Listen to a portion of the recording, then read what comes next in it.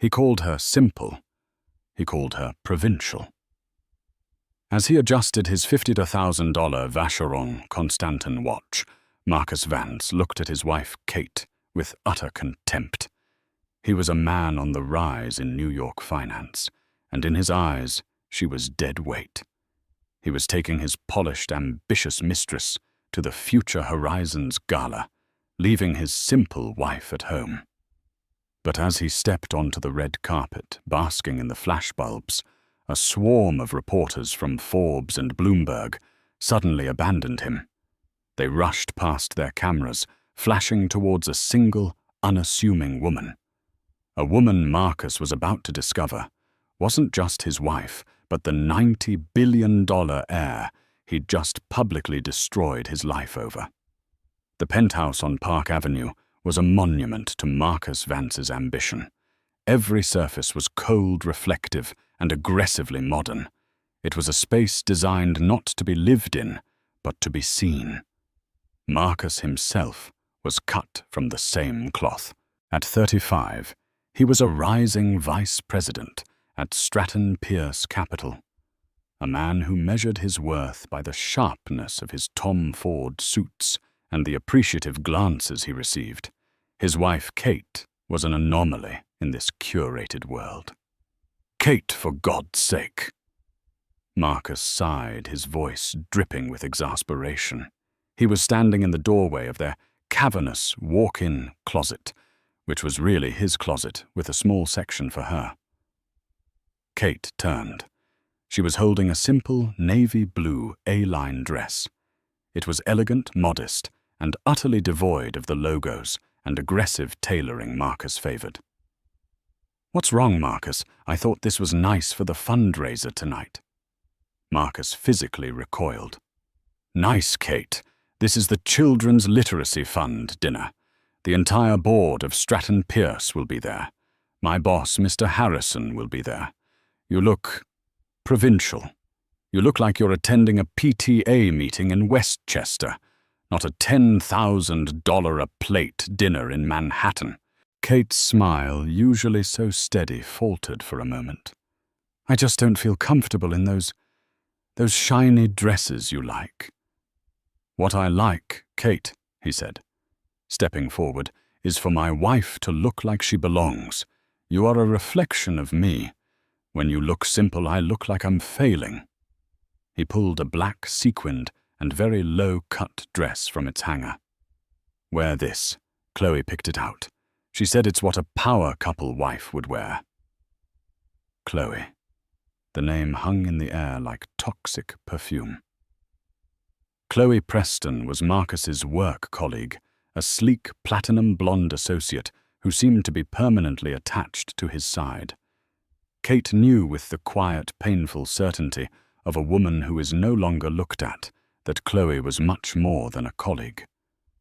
"I'm not Chloe," Kate said softly, pushing the sequined dress away. "I'll wear the blue. It's appropriate." Marcus's face darkened. "Fine. But you sit at the end of the table. And please, Kate, I'm begging you, don't talk about your volunteer work at the library.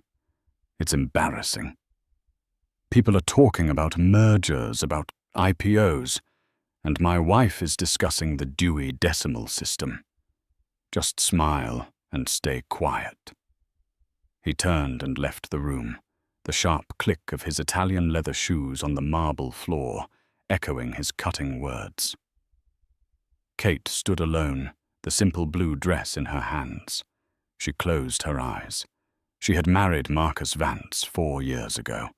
He had been charming, then ambitious, but with a spark of kindness. He'd found her working at a small independent bookstore in the West Village, a job she'd taken to feel normal.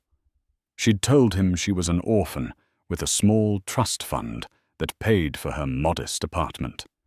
He had been enchanted by her, he'd said. She was real and grounded, a refreshing change from the high-maintenance women he knew. But that was before his promotion, before the penthouse, before his real life began. Now her grounded nature was simple, Her reality was provincial.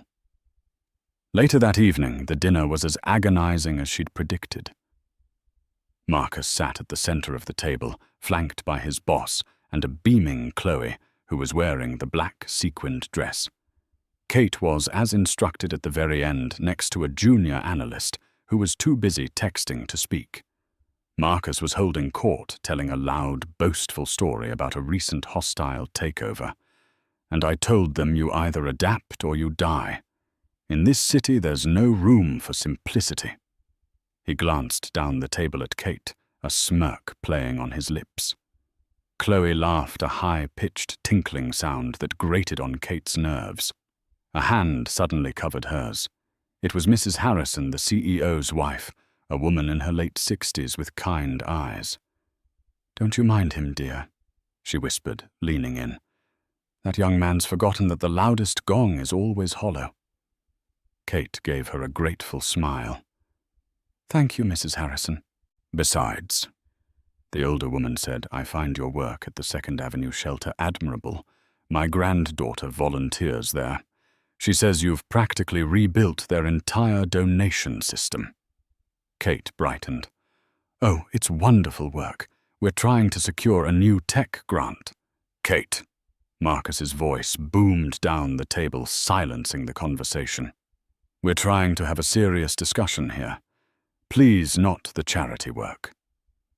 The table went quiet. Mrs. Harrison's hand tightened on Kate's. Chloe covered her mouth, a faux polite gesture to hide her triumphant smile. Kate felt the flush creep up her neck. She looked at Marcus, the man she had promised to love, and for the first time she felt nothing but a cold, hard stone of pity. She had wanted to be loved for herself. She had gone to extraordinary lengths to ensure it. She had hidden her name, her family, her entire identity, all for the sake of finding one person who wouldn't see her as a dollar sign. As she sat there humiliated, her phone buzzed in her purse. A simple encrypted message. It was one word. "Enough." Kate looked at her husband laughing with his mistress. She looked at the table of ambitious, predatory faces. She typed back a single-word reply. "Enough." The text message had come from her father's chief of staff, a man who had been her silent guardian for 4 years. The instruction "enough" wasn't a question. It was an activation. The great quiet experiment of Kate Vance's life was over. The next few weeks were a study in accelerating cruelty. Now that Marcus had publicly humiliated her and faced no repercussions, in fact, his boss, Mr. Harrison, seemed displeased with him, not Kate, which only confused and angered Marcus further. He felt emboldened. He dropped all pretense of a partnership. "The Future Horizons Gala is in 2 weeks, he announced one morning, not looking up from his Wall Street Journal. "It's the biggest night of the year. Stratton Pierce is sponsoring a table. I'm taking Chloe." Kate, who was stirring oatmeal at the stove. A simple breakfast. Marcus refused to eat, preferring an $18 smoothie, paused. "Chloe Marcus, I'm your wife." "Exactly," he sneered, finally looking at her. He gestured to her simple flannel pajama pants and t-shirt. "Look at you. You are my wife, and Chloe is my partner. The gala is about networking, Kate. It's about presence, power, image. Chloe understands that. She's hungry. You're just comfortable." "I can be those things," Kate said, her voice dangerously quiet. "You've never asked me to be." "Asked you?" He laughed, a harsh, barking sound. "My God, Kate, you don't ask a woman to have ambition. She either has it or she doesn't. You don't have it. You're content to arrange books and serve soup. It's pathetic." He stood, adjusting his cufflinks. "I'm going to be meeting people, real people. I'm talking about titans. I'm talking about the kind of money that makes our little life here look like a shack. I can't have you clinging to my arm, asking them if they've read any good books lately. What if I just came? Kate tested, watching his face. Absolutely not. You would embarrass me. You don't have the dress, you don't have the conversation, and you don't have the name. You're Mrs. Vance, a nobody. Chloe at least is a rising star at the firm. Her presence makes sense. He walked over, and in a gesture that was almost comical in its condescension, patted her on the head. Stay home. Order a pizza. Read a book. Do whatever it is you do. This is a night for adults. The door slammed shut. The oatmeal in the pot began to burn. Kate turned off the stove. The mask of the simple wife fell away.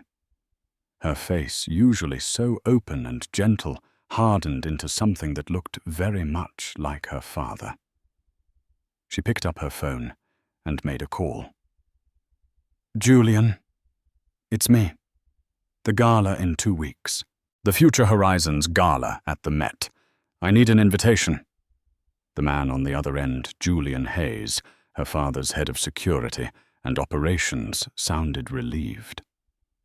Ms. Thorne, we've had an invitation held for you for 4 years. I assume you won't be attending as Mrs. Vance?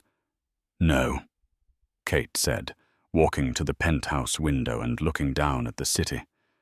I'll be attending as myself. And Julian, I need you to arrange a fitting with Vogue. And call Susan Preston.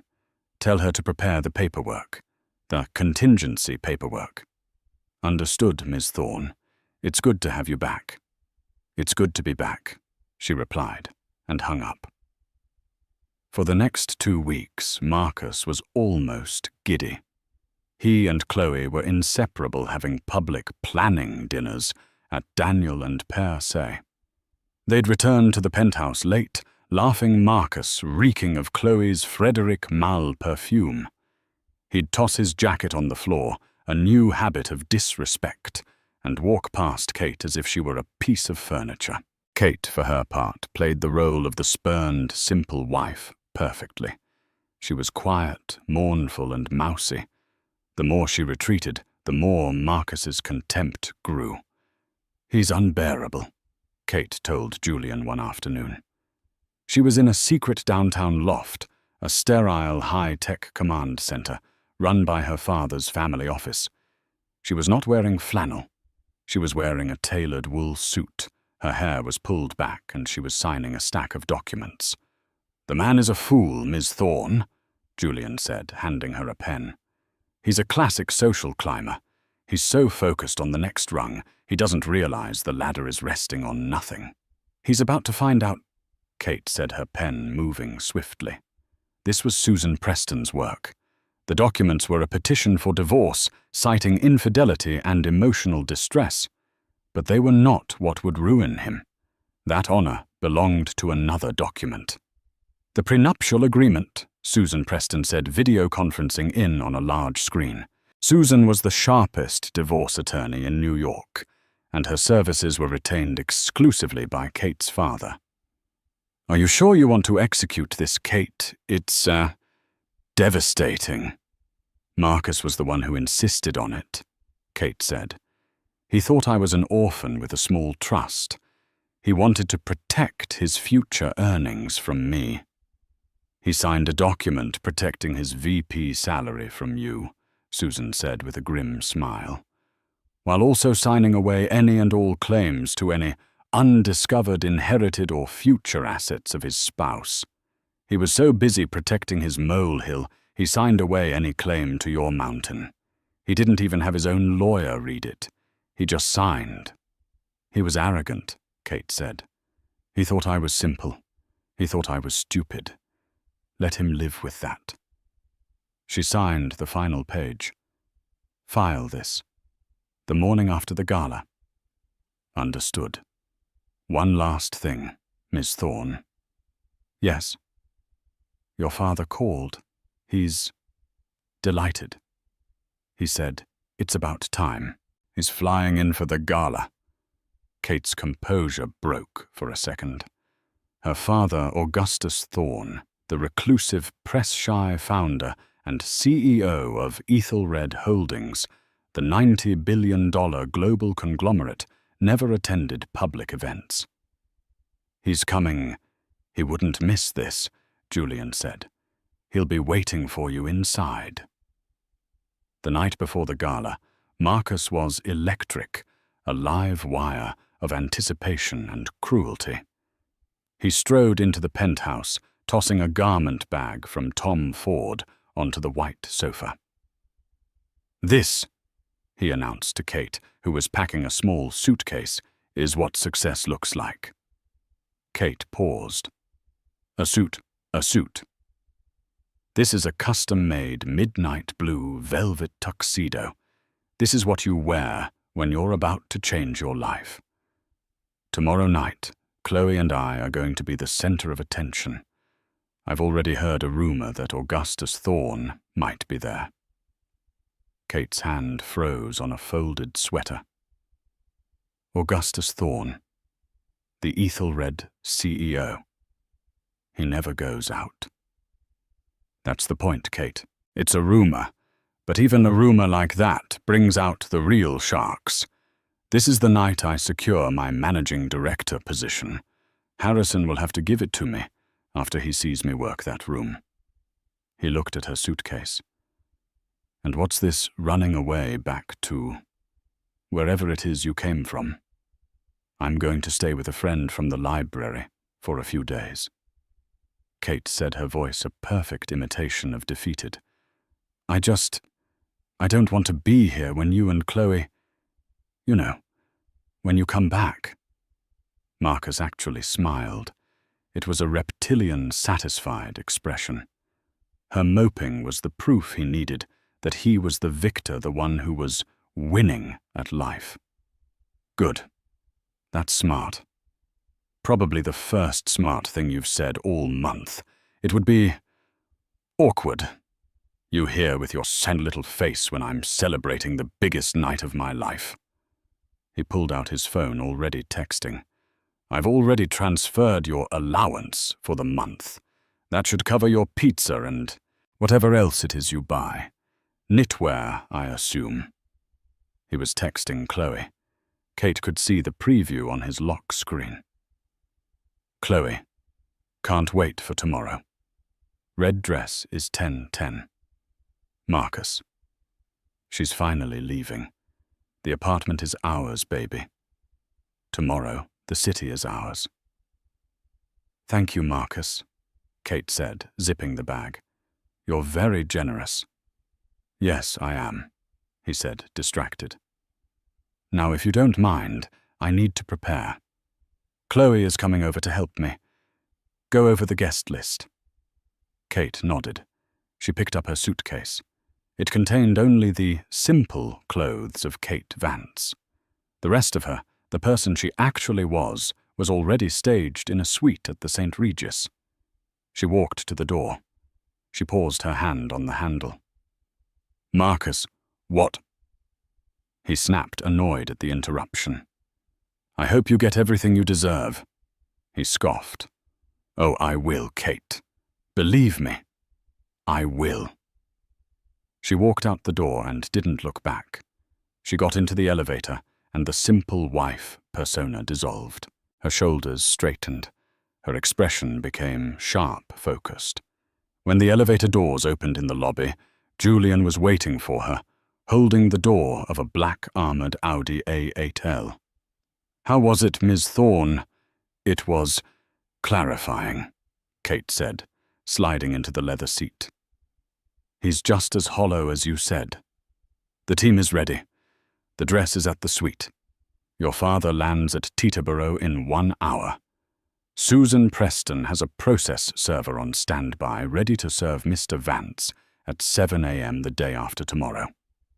"And the press?" Kate asked, looking at the city lights streak by. "Confirmed," Julian said. "Sarah Jensen from the Wall Street Journal and David Chen from Bloomberg will be on the carpet. They've been given a specific tip. that a major press-shy figure from Ethelred Holdings will be making a statement. They think it's your father."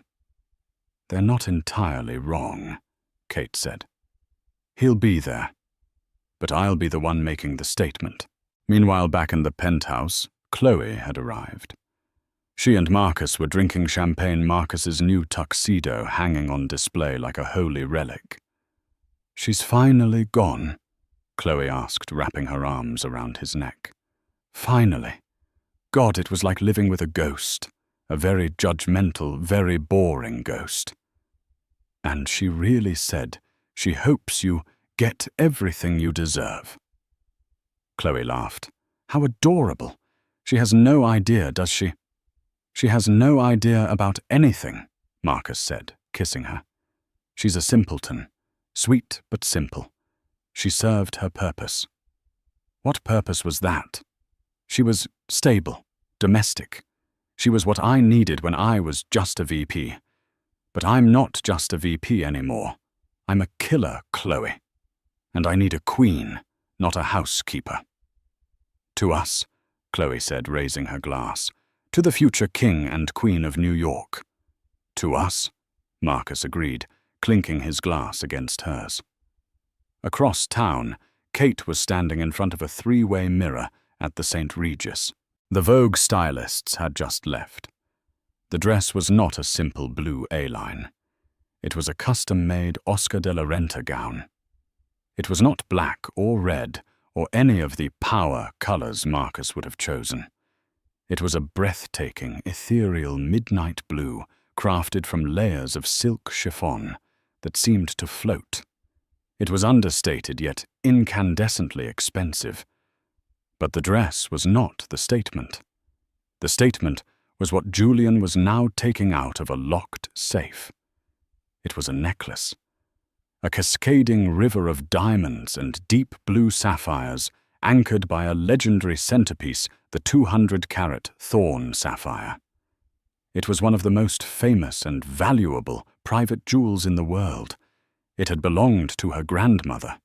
It was unmistakable. "They won't recognize me at first," Kate said, as Julian's assistant fastened the clasp. The cold, heavy weight of the gems settled against her skin. "They will Ms. Thorn," Julian said. "But by the time they recognize you, they'll already have seen the necklace. The necklace tells the story before you even have to speak." Kate looked at her reflection. The simple wife was gone. Kate Thorn was back. The air outside the Metropolitan Museum of Art was electric. It was the IT event of the New York social calendar, the Future Horizons Gala. The theme was Illuminating Tomorrow, and the guest list was a billionaire's phone book. Marcus Vance arrived in a black Escalade, his chest puffed out in his new velvet tuxedo. Chloe Preston was on his arm, poured into a skin-tight, fire-engine red Versace gown with cutouts that left nothing to the imagination. They were in Marcus's mind, the perfect picture of modern power. They stepped onto the red carpet, and the B-list photographers immediately swarmed them. "Marcus Vance Stratton Pierce," one shouted. "Who are you wearing?" Marcus preened. "Tom Ford, and this is the brilliant Chloe Preston." Chloe did a practiced pose, hand on hip. "Versace." They were a hit. Marcus felt the intoxicating rush of validation. This was where he belonged. He saw his boss, Mr. Harrison, and his wife giving them a polite nod from further down the carpet. "He's seeing me," Marcus thought. "He's seeing me with a winner." A few more steps and they reached the real press line. This was where the serious journalists stood. Sarah Jensen from the Wall Street Journal, David Chen from Bloomberg, and reporters from Forbes and the New York Times. Sarah Jensen, a no-nonsense reporter with a sharp bob, held up a microphone. "Mr. Vance, Sarah Jensen, WSJ. Stratton Pierce has had a tough quarter. Any comment on the rumors of layoffs?" Marcus's smile tightened. "We're streamlining, Sarah. Adapting. You know how it is. In fact, we're on the verge of landing a massive new client. Tonight is about the future. Is that massive new client Ethelred Holdings? David Chen called out. We've heard Augustus Thorne himself may be here tonight. Marcus's heart hammered. The rumor was true. I can't comment on specific clients, he said, trying to sound casual. But let's just say Stratton Pierce is playing in the big leagues. We're exactly where a company like Ethelred should be. He was about to say more to launch into his rehearsed pitch when a strange thing happened. A ripple went through the press corps. Their eyes, which had been on him, suddenly darted to the curb. "What's going on?" Chloe whispered, annoyed that the attention had shifted. A single black, unassuming Audi A8L, the exact same model as the one Kate had left in, pulled up. It was understated compared to the fleet of Rolls-Royces and Bentleys. The cameras, which had been flashing lazily at Marcus, went silent. The reporters held their breath.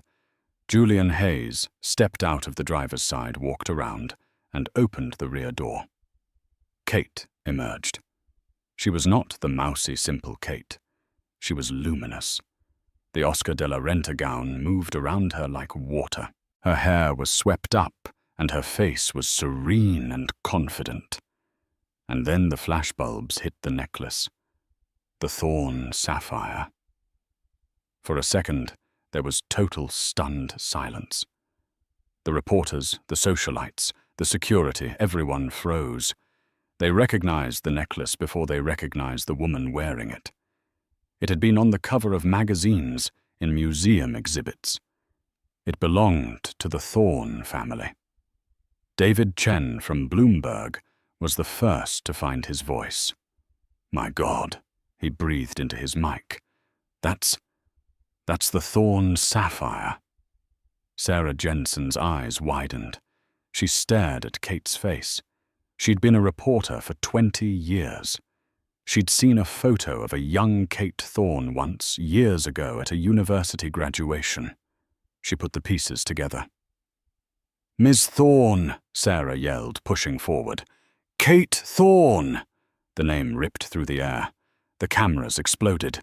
The B-list photographers abandoned their posts and sprinted over, creating a crushing wall of flashes. "Ms. Thorne!" "Kate, is that you? Over here. Forbes magazine. You're Augustus Thorne's daughter." Marcus and Chloe were left in a vacuum. The reporters had literally pushed them aside to get to Kate. What did they call her?" Chloe stammered, her red-nailed hand gripping Marcus's arm. Marcus was frozen. His brain could not compute what his eyes were seeing. That was Kate. His wife. His simple wife. But she was wearing... They're mistaken, Marcus said, his voice a dry croak. "It's someone who looks like her. A joke. It's a costume party." "They're shouting Thorne!" Chloe shrieked, her composure cracking. "Marcus, they're calling her Kate Thorne." Kate moved calmly, flanked by 2 new security guards who had emerged from the car. She walked toward the steps, a small, polite smile on her face, the sapphires glittering. Marcus, in a fog of panic and rage, did the stupidest thing he could have possibly done. He thought she was crashing his party. He thought she was here to embarrass him. He bet his tuxedo and strode toward her, breaking through the press line. "Kate!" he shouted. The entire red carpet went silent. The cameras all pivoted to him. "Kate, what the hell do you think you're doing here? I told you to stay home." The silence that followed Marcus's shout was absolute. Every camera, every microphone, every eye on the red carpet swiveled from Kate to Marcus and back again. He stood there, face contorted in rage, finger pointing at the most famous heiress in America, who he had just treated like a disobedient child. Chloe Preston had frozen her face a mask of horror as she realized this was not a prank. Kate paused, one foot on the museum steps. She turned to face her husband. Her expression was not angry, not sad. It was one of mild clinical pity. "Hello, Marcus," she said, her voice calm and clear. It carried easily in the sudden hush. Sarah Jensen, the WSJ reporter, sensed the biggest story of her career. She shoved her microphone between them. "Mr. Vance," she said, her voice sharp. You know Miss Thorne." Marcus, still blinded by arrogance, still believing this was some elaborate, pathetic stunt to win him back, scoffed. "Know her. She's my wife. Kate Vance." He turned back to Kate. "What is this? Did you rent that necklace? You're making a fool of yourself." "Security." He was trying to have her removed. A Bloomberg reporter, David Chen, quickly checked his phone. He had an intern pulling up public records. Mr. Vance, there's a marriage license for Marcus Vance and Kate Thorne, filed 4 years ago." The blood drained from Marcus's face. "What? No, her name is Kate. I don't know her last name. She was an orphan." "I was never an orphan, Marcus," Kate said, finally taking a step toward him. The security team tensed, but she held up a hand. She was now standing directly in front of him, the sapphire necklace pulsing with blue light. "My name is Kate Thorne. My father is Augustus Thorne. Ethelred Holdings is my family's company." Marcus's world stopped. The sound of the cameras, the flashing lights, the gasps from the crowd, it all faded into a distant, high-pitched ringing. He stared at her. The simple wife, the provincial volunteer, the woman he'd mocked for not understanding ambition. 90 billion, he whispered. The number, a figure he'd only read in Forbes, came out of his mouth as a choked breath.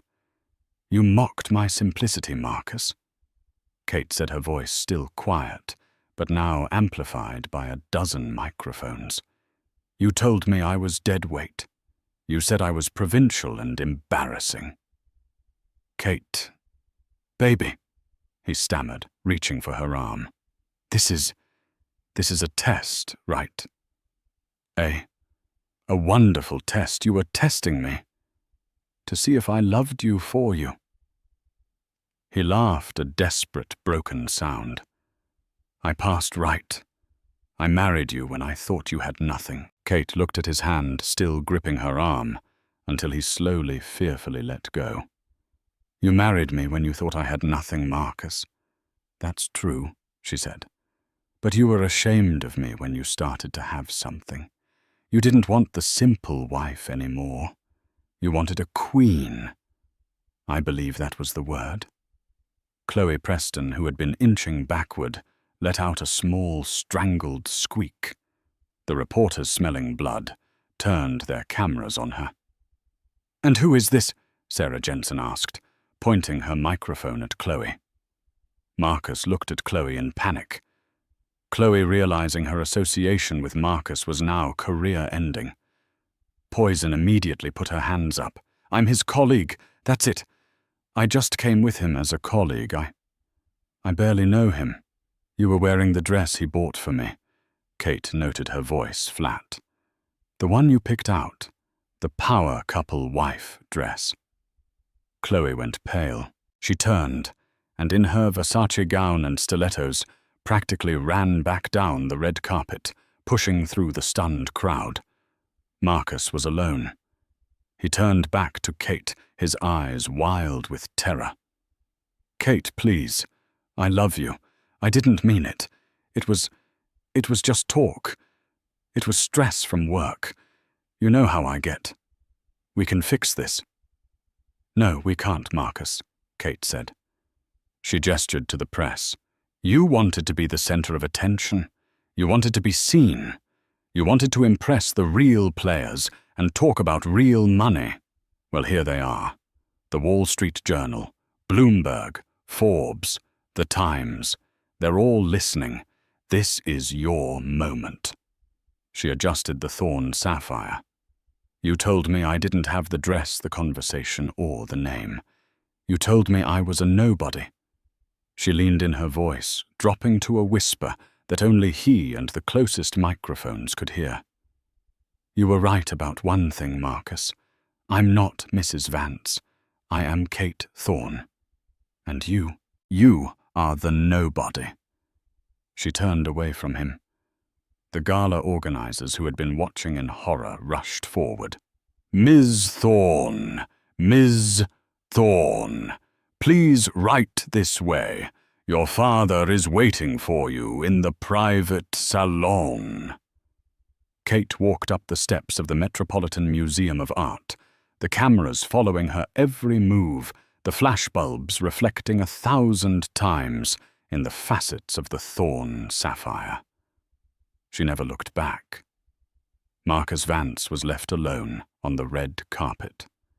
The reporters who a moment ago had been his adoring audience now turned on him like a pack of wolves. Mr. Vance, how does it feel to be married to $90 billion? Did you know? Did you mock your wife for being simple? What did you mean you told her to stay home? Are you the biggest fool in New York City? He couldn't speak. He just stood there, his $10,000 velvet tuxedo feeling like a cheap costume, his face frozen in a silent scream of catastrophic public and irreversible ruin. The doors of the gala closed behind Kate, shutting out the cacophony of the red carpet.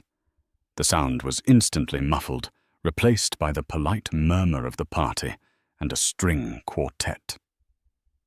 She was immediately surrounded by the city's true power brokers. People who hadn't given Marcus Vance the time of day were now rushing to greet her. Kate, darling. What a surprise. Ms. Thorne, a pleasure to see you. Your father is holding court. She navigated the room with an inborn grace Marcus never knew she possessed. She wasn't the mousy, quiet woman he'd bossed around. She was the woman who had grown up in these rooms with these people. This was her native habitat, not the small library he'd relegated her to. She was escorted to a private, roped-off salon overlooking the main hall. There, sitting in a wing-back chair with a glass of seltzer, was Augustus Thorne. He was a man in his late 70s, with a shock of white hair and eyes that looked like they could burn holes in steel. He was quite simply the most powerful man in the room. He stood as she entered. "You're late," he said, his voice a gravelly rumble. "I was making an introduction," Kate replied, kissing his cheek. "So I saw." A small, rare smile touched his lips. "The ironclad prenup, as Susan Preston calls it. That was my idea, you know." "I know, Dad," Kate said. "I told you he was a tin-pot fool, a peacock, all feathers, no substance." "You did," Kate said, a wave of exhaustion hitting her. "I'm sorry, you were right." Augustus put a hand on her shoulder. "Don't be sorry. Be smart. You bought a $90 billion education for the price of a 4-year heartache. It's the best deal we ever made." He steered her to the balcony. "Now look down there." Kate looked. On the red carpet, visible below Marcus, was still frozen a pathetic statue in the flashing lights. But inside, the real damage was happening. Mr. Harrison, the CEO of Stratton Pierce Capital, was in a furious, whispered conversation with his board members. He looked up, saw Kate standing next to the Augustus Thorne, and went pale. He'd just seen his firm's reputation and his own publicly incinerated by his idiot VP. Marcus had not only insulted his simple wife, he had insulted the daughter of the wealthiest, most sought-after client in the world. Outside, the scene had turned even more pathetic. Marcus's boss, Mr. Harrison, had stormed out of the gala. He marched right up to Marcus, ignoring the press. "Vance!" he roared, his face purple. Marcus jumped, startled. "Mr. Harrison, sir, this is a misunderstanding. A misunderstanding. You brought your mistress to an event and publicly humiliated your wife. And your wife," he lowered his voice to a venomous hiss, "is Kate Thorne. Did you know that, you catastrophic imbecile? No, I swear I had no idea. That makes it worse. You didn't just know and hide it. You were too stupid to even find out. You've made me, my wife, and my entire company look like fools. We're a laughing stock. Stratton Pierce is done. Ethelred will blacklist us. Every rival will use this. You are a liability of spectacular proportions. Sir, I can fix this. I can introduce you." Harrison stared at him. "Vance, you're fired. Get out of my sight.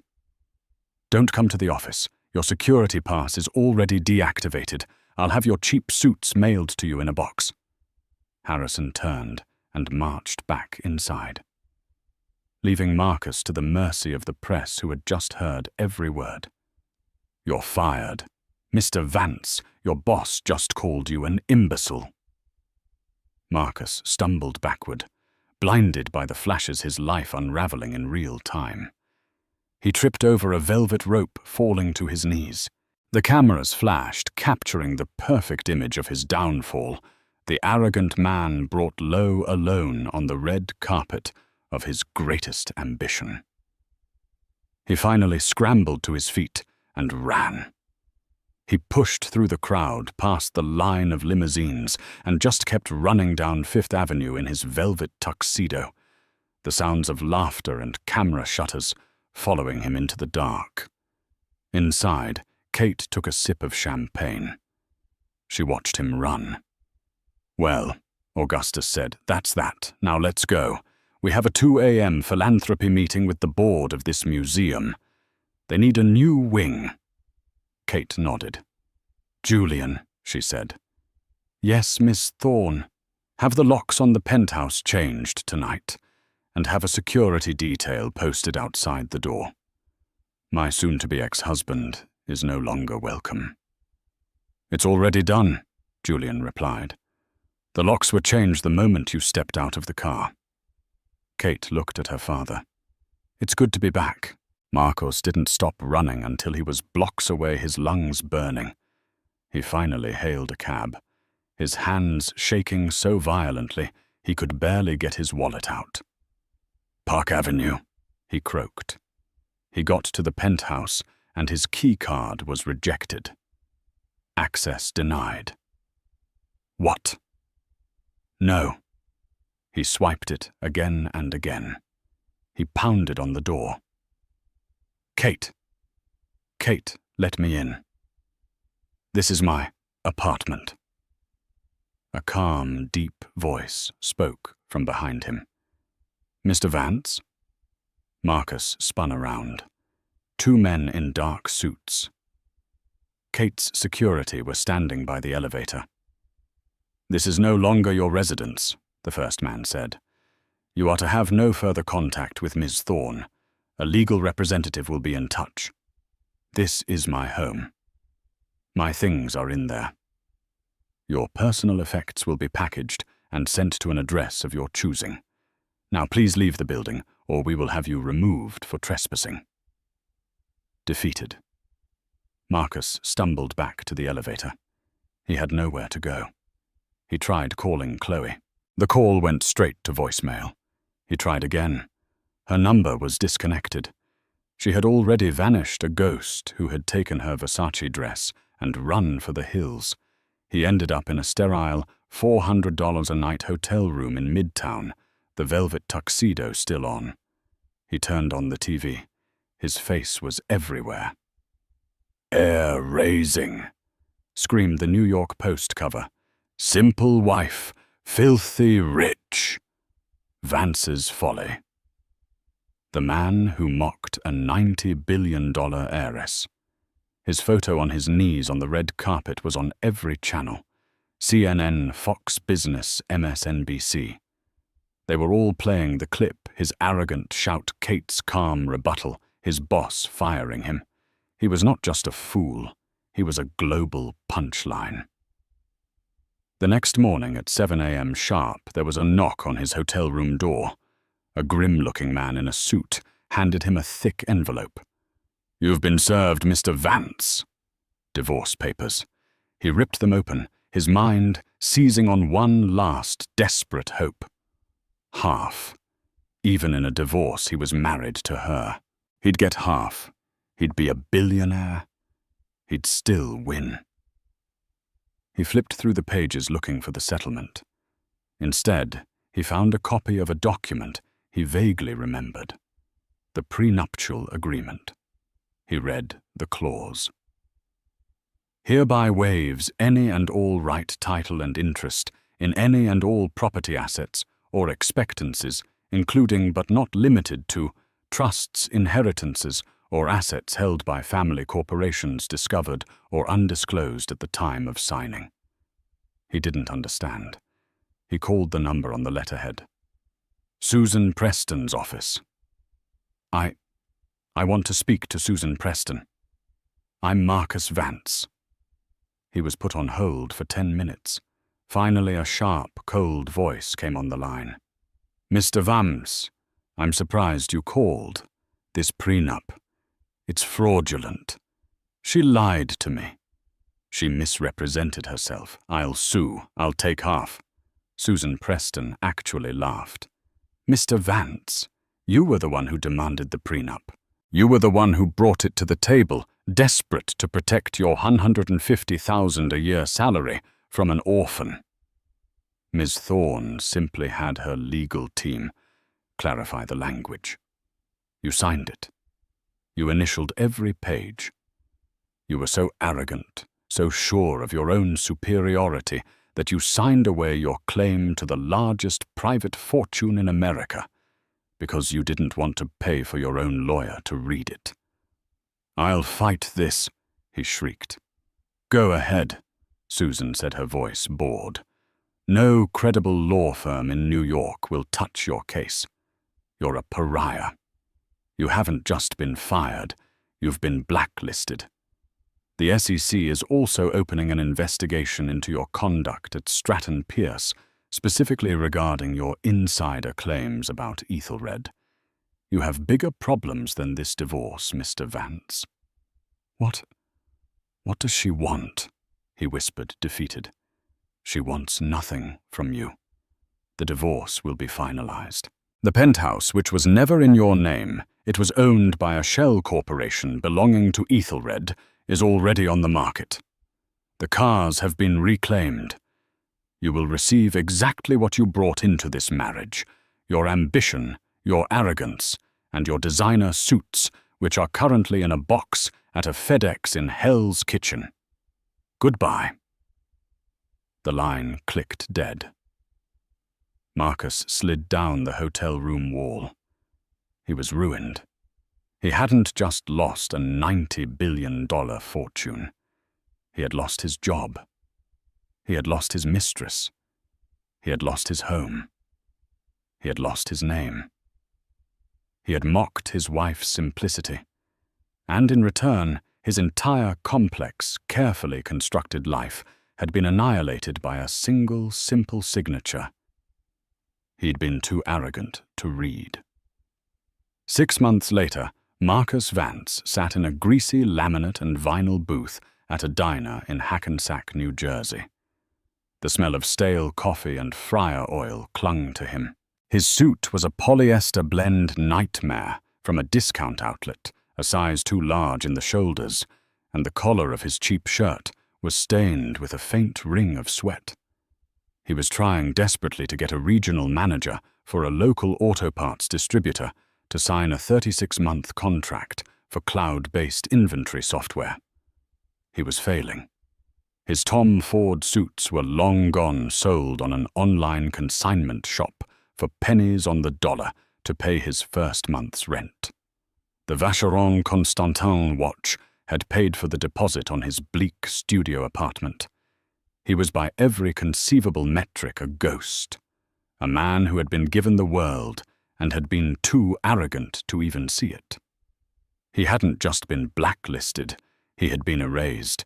He was a cautionary tale, a finance bro boogeyman, and now not even that. He was just a commission-only salesman named Mark. He looked up his eyes weary at the small, buzzing CRT television mounted in the diner's corner. It was on Bloomberg, and she was on it. The Kate on the screen was not the mousy provincial woman he had tormented. This woman was standing on a stage at a packed auditorium, bathed in professional, flattering light. The chyron beneath her read, Kate Thorne. Chief Operating Officer, Ethelred Holdings. She was wearing a sharp, cobalt blue Armani power suit. The color was a deliberate choice, a quiet nod, perhaps, to the simple blue dress he had once mocked. In the 6 months since the gala, an event now referred to in financial circles as the Vance implosion, Kate had not just taken a title. She had seized the role. The board of directors, initially skeptical of the prodigal daughter, returning after a 4-year sabbatical, had been utterly silenced in her first 90 days. She had moved with a speed and precision that belied her time away. She had identified and mercilessly cut 3 underperforming divisions, reallocated $4 billion in capital, and personally negotiated a green energy merger in Germany that had the entire market buzzing. She was not just Augustus Thorne's daughter. She was his successor. She was, as her father had always known, a natural. Today, however, she wasn't just talking about mergers. She was launching her passion project, the one she had been building in her mind for 4 years. Today, she said, her voice clear and strong, resonating with the stockholders and the press, Ethelred Holdings is launching the Thorne Foundation for Literacy. For 4 years, I worked on the ground floor anonymously. I spent my time with people our society often renders invisible. Her eyes, steady and sure, scanned the crowd. People who are called simple or unambitious simply because they are overlooked. People who have profound, brilliant ideas but lack the resources to make them heard. My time away taught me that there is a deep, fundamental need for those resources, not as charity, but as an investment. In the diner, Marcus stared, his watery scrambled eggs forgotten. The auto parts manager was looking at his phone, bored. My father built an empire on seeing value where others saw none. Kate continued, her voice warming. He invested in ideas when everyone else called them provincial or too small to matter. I plan to continue that legacy. We will not be distracted by the loud, the flashy, or the superficial. We will find strength in substance. We will find power in what is real. The applause was thunderous, a standing ovation. In the front row, Augustus Thorne didn't just nod. He was beaming, slapping the shoulder of the board member next to him. As she stepped off the stage, she was surrounded. A man from her past approached her hesitantly. It was Mr. Harrison, her former husband's ex-boss. His firm, Stratton Pierce, had survived, but just barely. It had been forced to issue a groveling public apology, had been dropped by half its clients, and had purged its entire senior executive team, including Harrison's close friends. Ms. Thorne, he said, his voice humbled, his face aged 10 years. What you're doing, it's remarkable. Truly. Congratulations. Kate looked at him, the man who had sat by amused, while her husband humiliated her at a dinner party. She gave him a curt, polite, and utterly cold nod. Thank you for coming, Mr. Harrison. I do hope your firm's new Ethics and Compliance Committee is proving effective." His face flushed a deep red. He had been dismissed and he knew it. Finally, Sarah Jensen from the Wall Street Journal got through the crowd. "Ms. Thorne, an incredible speech. Everyone's wondering, looking back on him, on that night. Do you have any regrets about the way it happened, about the time you lost?" Kate paused, looking at the reporter. She thought of Marcus in his cheap suit, in his lonely apartment, a man who had evaporated into the insignificance he so desperately feared. "I don't have regrets, Sarah," she said, a small, knowing smile on her lips. "I have data. I ran an experiment for 4 years to find genuine authenticity. The experiment failed, but I collected invaluable information. And like any good CEO, she said, I've used that data to make a much, much better decision to divest from a failing asset and to reinvest in myself." She walked away, not just flanked by security, but by her team, her real partners. Later that day, she stood in her new office, a vast, light-filled space at the very top of the Ethelred Tower. She looked out at the New York skyline, the city she now held in her hand. She had been mocked for her simplicity, but it was that very simplicity that had been her armor, her test, and ultimately her weapon. She had proven that true power doesn't need to scream, it just needs to be. And far below, in a diner in New Jersey, Marcus Vance finally looked away from the TV, his coffee cold. He turned to the auto parts manager, his voice cracking with a feigned, desperate enthusiasm. "So," he said, "if you just look at this brochure, can I at least interest you in a demo?" In the end, Marcus learned the hardest lesson. True value is never loud. He chased the glitter and ignored the gold. Kate, finally free, stepped into the power she had always held, reminding the world that simplicity is not weakness, but often the quiet confidence of the truly powerful. His arrogance cost him everything. Her humility allowed her to gain her life back. The Tycoon's heir was hidden in plain sight, and the man who mocked her simplicity became a footnote in her incredible story. What did you think of Marcus's downfall? Was it karma, or was he just a fool? Let us know your thoughts in the comments below. If you loved this story of justice and hidden power, make sure to hit that like button, share this video with your friends, and please subscribe to our channel for more real-life drama every week.